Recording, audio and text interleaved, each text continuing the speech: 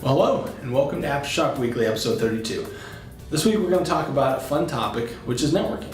If you're a small business owner, just as I am, you've probably been invited to a lot of networking meetings, whether it's Networking 360 or BNI, or there's a lot of great opportunities to meet people out there.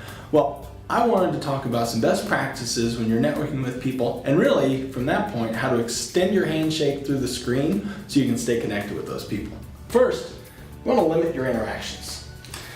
In any networking group that you come into, your goal should be to have 2 to 3 great conversations. You don't need 5, 10, you don't want to just go out there and shuffle business cards. You want to have 2 to 3 great conversations at each event. In 1 hour period of time, that's plenty. It allows you to get to know people and for them to get to know you. And that's the important part. 2, don't just trade business cards. You want to discover 1 to 2 interesting things about the person. Just remember, in a book, How to Win Friends and Influence People, Dale Carnegie always talks about the best conversationalist out there is the one that asks questions about you.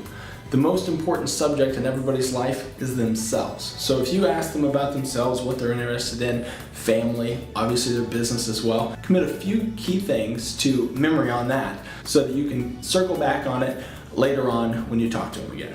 3, no commercial breaks. Wait until you're asked about what you do. Again, you don't want to just automatically, as soon as somebody tells you about what their business is, so, oh great, well hey, I'm in digital marketing and here's what we do, because they're going to shut down. But if you continue after they've told you what they do, and then you ask them prodding questions like, oh, tell me more about how that works. How long have you been in business? That's my favorite quote. How long have you been in business? How did you get started in this business? People will talk for days.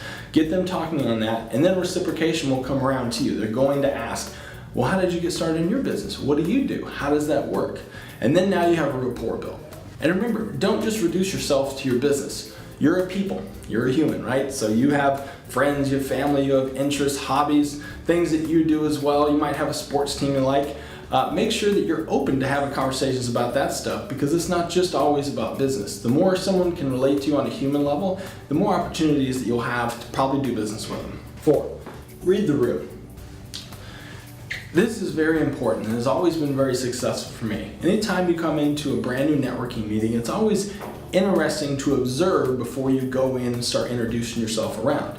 And what you're looking for is people that have others gathered around them, people that are the cool kids, so to speak, in that particular networking group, because you know that they've already got connections. So when you get engaged with them and they find out what you do, they're probably going to be a great connector to connect you to other people that they know in the group that might be able to utilize your services. So stay back, look for people that already have a little bit of a crowd or people seem really engaged with, and then go pick those 2 or 3 people to have those great conversations with. 5, follow up digitally.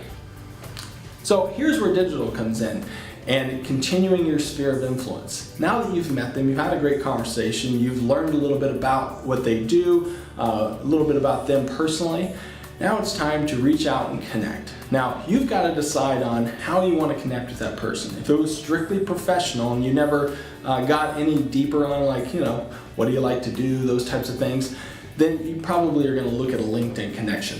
You can always turn a LinkedIn connection over time into a Facebook connection, but Facebook is where my go-to play is. I like to connect with people that I've met so that I can continue that relationship through the screen, get to know them and their posts, what they like, see some about their business, family, all that good stuff, and then they can also see about me. That's how you can extend that connection from that point on. LinkedIn's great, but definitely very on the professional level, and it's not something that people go to and spend 2-3 hours a day on. So that would be my tips for networking out there. Good luck to you out there in your next networking event. And with that, we'll leave you with a quote.